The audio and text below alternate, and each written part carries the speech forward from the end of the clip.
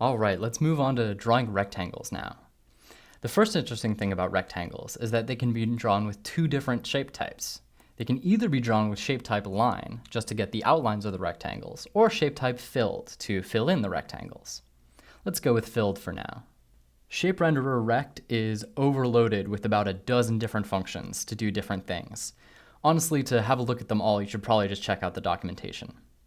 The basic version, though, draws an axis-aligned rectangle, starting with the lower left corner, and then giving the width and the height. Let's try running this. So far, so good. Let's do something more interesting.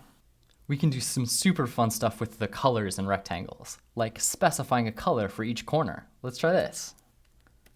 There we go, the rectangle smoothly transitions between the colors at the corners. These next two rectangles are being drawn in such a way that one's going to overlap the other.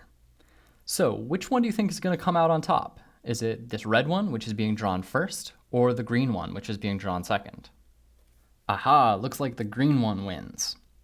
When ShapeRender is asked to draw things on top of each other, it uses what's called the painter's algorithm. Just like the initial layers of paint laid down by a painter get covered up by what gets painted later, similarly, shapes that are drawn later on will cover up shapes that were drawn earlier. We can also use ShapeRender to draw rotated rectangles. Now, here's where the signature of rect starts getting pretty crazy, and the documentation will come in handy. Again, here is the bottom left corner, and here is the width and height now. And this entry is the origin about which we'll be rotating. So if the width and height are both 100, then 50-50 is right in the middle of the rectangle. Then we have the X scale, the Y scale, and rotation. So we're drawing this 100 by 100, but then we're going to squash it by 50% horizontally and rotate it by 45 degrees. Same thing with this one, except we're going to rotate it 135 degrees. Let's check out what this looks like. Cool, so we've got two rectangles that were drawn at the same spot.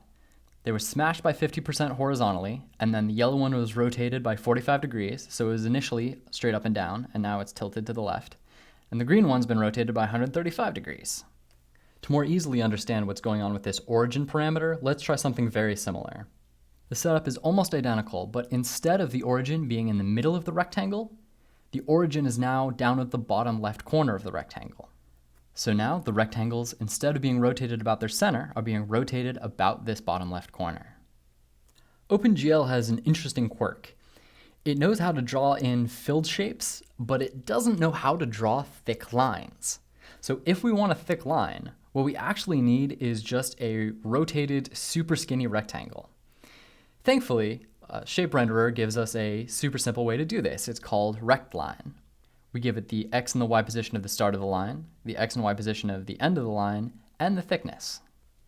And there we go, we get a fat line. All right, last thing, time for some silliness. Let's draw a rainbow flower. This might come in handy for the next quiz. Pretty cool, right?